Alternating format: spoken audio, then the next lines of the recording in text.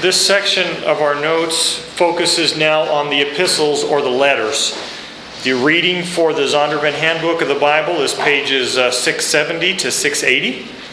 And so if you haven't read that, then try to read it as quickly as you can and then begin to read the letters, beginning with Romans. We're going to be looking at them. There's different ways of looking at the letters, depending on authorship or depending on the order in which they could have been written, or the length, or any. There's a lot of different ways of looking at those. But we'll be looking at the primarily the order that they are in canonical order, in the order that they are in the New Testament canon.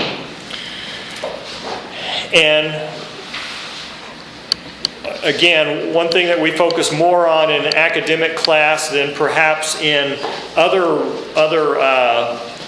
environments where the Bible or the New Testament is studied, we'll look at some of the biblical backgrounds of things, especially when the handbook takes a section like the 11 pages listed for today's reading, in which it looks primarily at the biblical backgrounds and the letters as a whole. So we'll look at the letters of a whole in this lecture, and then we'll start with Romans on the next lecture. So the first thing you want to take note of, if you haven't already developed it from your own notes from reading the Zondervan Handbook of the Bible, is that in the 2 centuries before the birth of Christ, the Greek Empire fell to the Romans.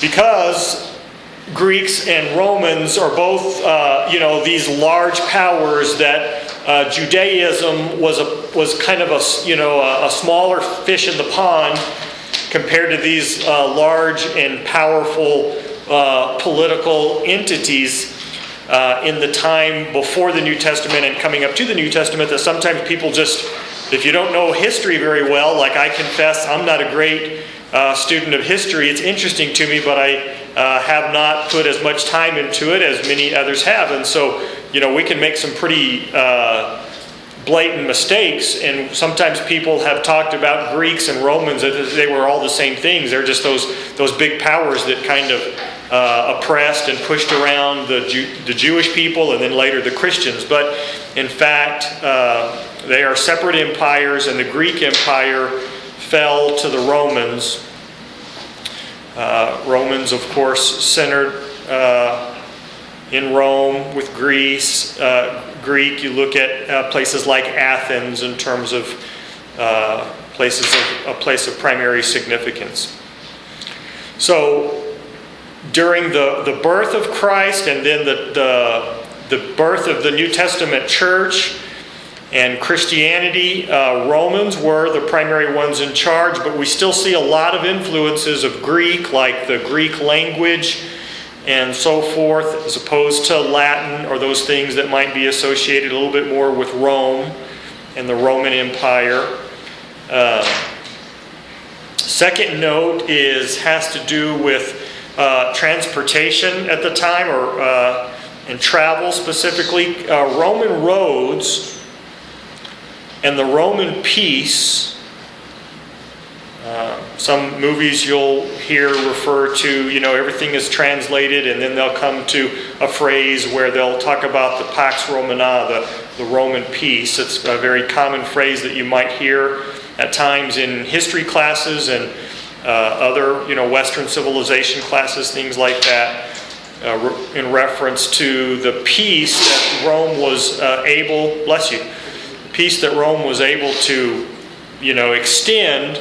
And so in terms of,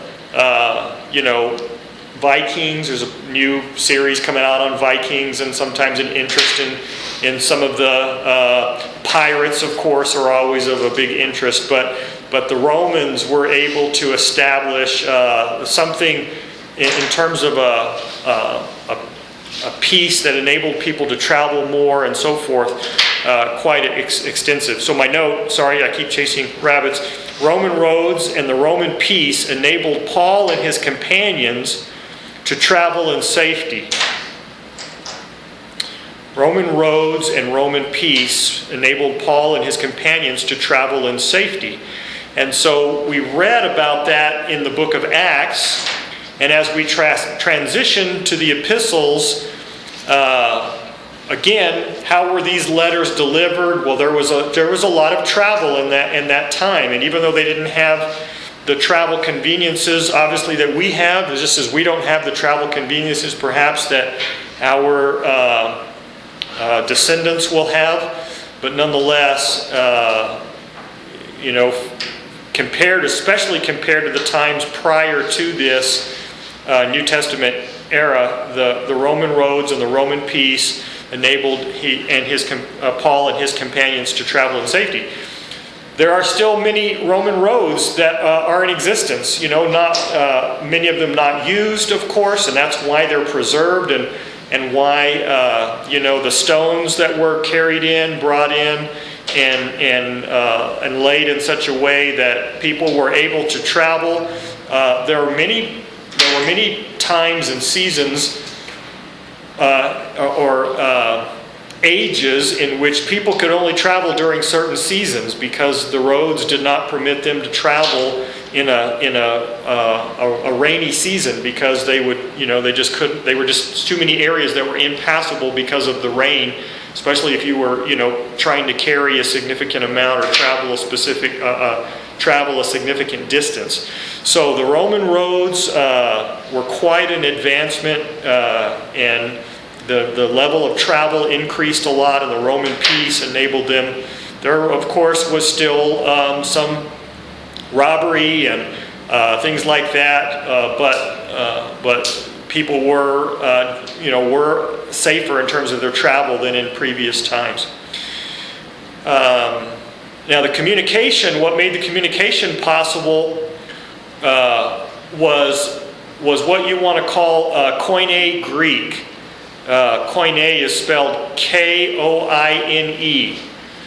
So the Roman roads and the Roman peace enabled Paul and his companions to travel in safety, but it was Koine Greek, or in other words, you can put in parentheses, common language, common Greek, that made communication possible. Koine Greek, the book doesn't capitalize Koine, although of course Greek is capitalized. Koine Greek is the language that made communication possible. Greek was the language of the common people in the 1st century Eastern Mediterranean region. Greek was the language of the common people in the 1st century Eastern Mediterranean region.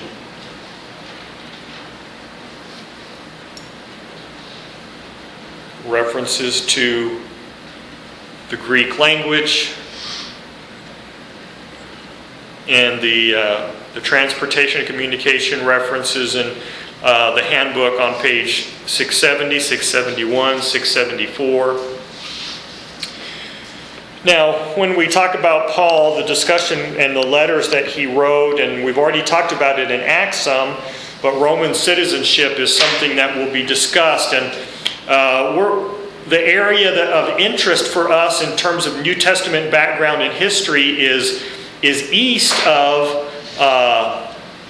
Rome, and so you might note that Roman citizenship was rare amongst the Greeks in the east.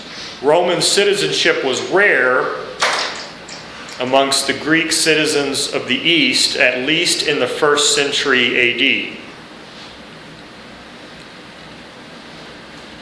Roman citizenship was rare amongst the Greeks in the east, and so of course those that were Roman citizens had special protections, special privileges, so that was very significant.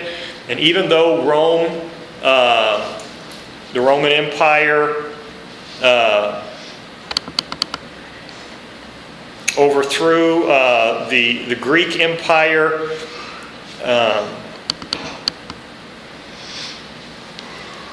among the East, people were more likely to be referred to as Greeks, but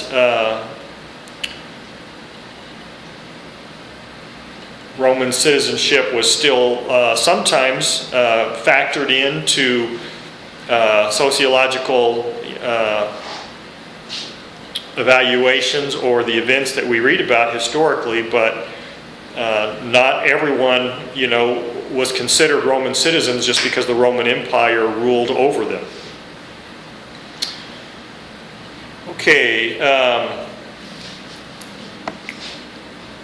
and lastly, in terms of, we'll have a couple more in the first half of this lecture. So, something that may be of interest because of our infatuation with sports is that one of the characteristics of the cities in the Greek East was the establishment of games which modeled themselves on the great festivals of Olympia. One of the characteristics of the cities in the Greek East was the establishment of games. Games as in Olympic Games. That's why the book talks about games which modeled themselves on the great festivals of Olympia. So these were competitions, which are sometimes referred to as games, as in Olympic Games. And of course, the Olympic Games, which are still taking place today, are modeled after those that began in Olympia. That's why they're called the Olympic Games. So one of the characteristics of cities in the Greek East was the establishment of games, which modeled themselves on the great festivals of Olympia. And so when Jesus was using analogies and things, he would refer to agriculture oftentimes and the things that were familiar with the people that he was talking with. And when Paul will look for an analogy or something, he will sometimes refer to athletes competing in games. So these were common parts of the culture of the time of the New Testament. And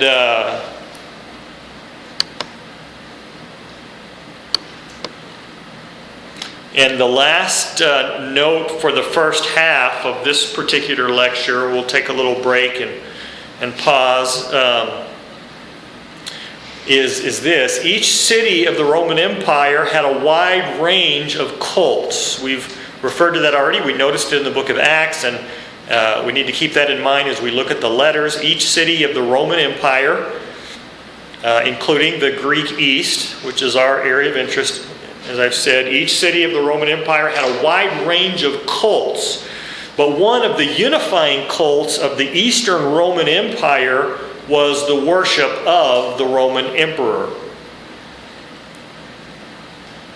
Each city of the Roman Empire had a wide range of cults, but one of the unifying cults of the Eastern Roman Empire was the worship of the Roman emperor.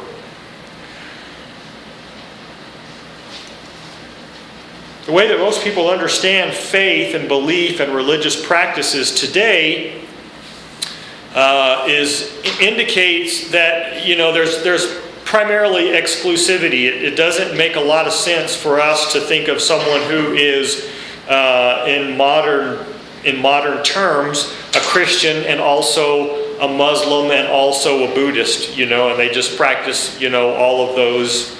Now there are some people that certainly, if they're exposed to many different things, they might pull together some ideas from different varieties, but they don't claim all of those labels, so to speak. Whereas in ancient times and in some practices like Hinduism, where there are many gods, or Eastern places where there is people are seen where maybe one religion, where they might hold on to maybe Buddhism and Hinduism at the same time. One is kind of like a life religion, and one is a death religion. When you get close to death, you practice the rituals of one, and then in some of the festivals and things that you do, you practice of the other.